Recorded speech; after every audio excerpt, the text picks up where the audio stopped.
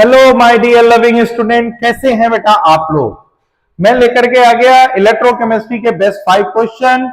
चलिए बेटा, सबसे पहला क्वेश्चन है, if one end of a piece of metal, अगर कह रहे हैं कि अगर कोई मेटल है और उसके एक एंड को हम लोग गर्म करें तो दूसरा एंड भी गर्म हो जाता है। तो इसके अंदर हम लोग जानते हैं मूवमेंट जो होते हैं वो फ्री इलेक्ट्रॉन की वजह से होते हैं। इलेक्ट्रॉन के अंदर कोलिजन बढ़ेगा, वो एक दूसरे को इनर्जाइज्ड इलेक्ट्रॉन जो है मूव करेंगे, एक दूसरे को एनर्जी का ट्रांसफर करेंगे, यानी फर्स्ट ऑप्शन जो है इसका करेक्ट है। अगला क्वेश्चन है, which of the following conduct electricity. हम लोग जानते हैं जो फ्यूज्ड NaCl है वो फॉर्म करेगा आयन, सोडियम आयन और क्लोराइड आयन। फिर कहते हैं increase in equivalent conductance of an electrolyte solution with dilution increases degree of ionisation. देखिए डाइल्यूशन में जनरली होता क्या है, डाइल्यूशन जो है वीक इलेक्ट्रोलाइट की भी कंडक्टिविटी बढ़ाता है और स्ट्रॉन्ग इलेक्ट्रोलाइट की भी कंडक्टिविटी बढ़ाता है। लेकिन दोनों में अंतर क्या है, अगर वीक इलेक्ट्रोलाइट होगा तो उसका आयोनाइजेशन बढ़ेगा और आयंस के बीच में दूरी बढ़ेगी, यानी दो काम हो गया।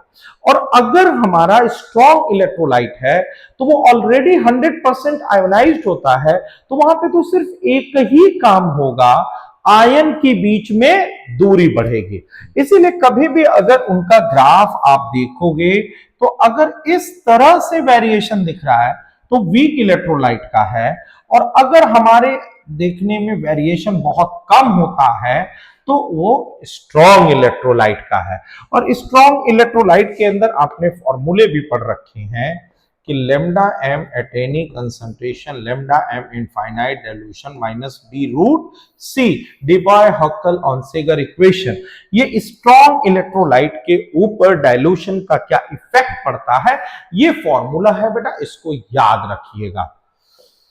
चलिए अगला, which of the following show electrical conduction. जाहिर सी बात है बेटा, which one of the following show electrical conduction. Graphite के अंदर फॉलोइंग शो इलेक्ट्रिकल कंडक्शन। भाई इलेक्ट्रिकल कंडक्शन जो है ग्रेफाइट के अंदर भी होता है। ग्रेफाइट तो इलेक्ट्रिकली कंडक्टिविटी शो करता है, ठीक है ना। ग्रेफाइट के अंदर तो हमारा इलेक्ट्रिकल कंडक्शन होता है।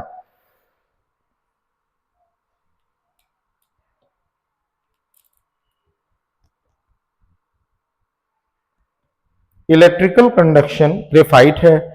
सोडियम भी मेटल है, इसके अंदर भी इलेक्ट्रिकल कंडक्शन होना चाहिए। पोटेशियम भी मेटल है, उसके अंदर भी कंडक्शन होना चाहिए। हाँ, ये क्वेश्चन थोड़ा सा डाउटफुल लग रहा है। डायमंड के अंदर इलेक्ट्रिकल कंडक्टिविटी नहीं होती है, तो यहां पे होना चाहिए do not show electrical conduction, और उसका आंसर जाएगा डायमंड।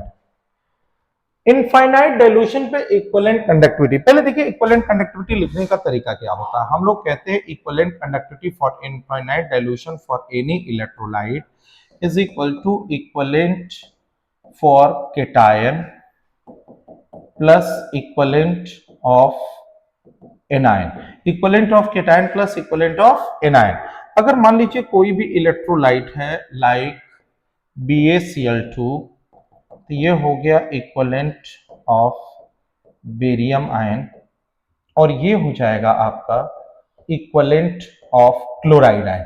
यानी सीधे हम लोग 127 प्लस 76 को जोड़ देंगे, और जोड़ने के बाद जो है आंसर आपका आ जाएगा। दोनों को जोड़िए, 127 प्लस 76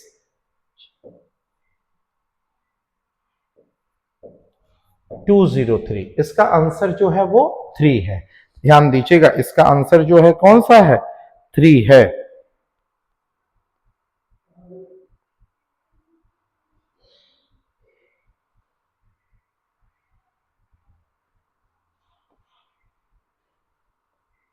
हम्म 203 आएगा।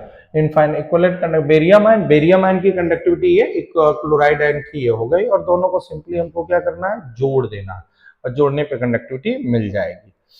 ठीक है, ये थे बेटा आज के हमारे बेस्ट 5 क्वेश्चन। फिर मिलते हैं बेटा अगले टर्न पे।